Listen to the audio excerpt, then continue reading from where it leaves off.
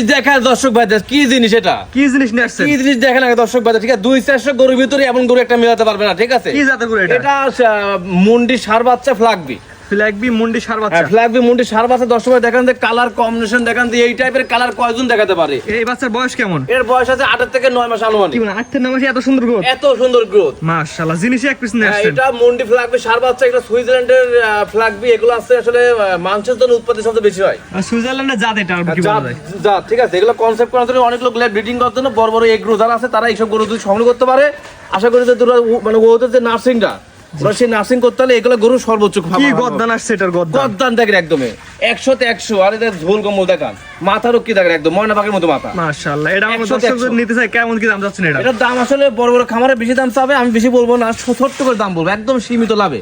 তো বিশ্বাস করুক আর না করুক, 1,36,000। কি মানে 1,36,000? 1,36,000 মানে হলে দিতে পারবো। স্ক্রিনে পর নাম্বার লেখা আছে, অনলাইনে অর্ডার দিয়ে কিনতে পারে জি, কিনতে পারে। মাত্র 1,36,000 টাকা। জি, 1,36,000 টাকা। মাশাআল্লাহ। আপনার ঠিকানা পয়সাটা বলে আমার দিন। ঠিকানা পাবনা জেলা ঈশ্বরদী থানা, গ্রাম অরণখোলা, হাটের পূর্ব পাশে।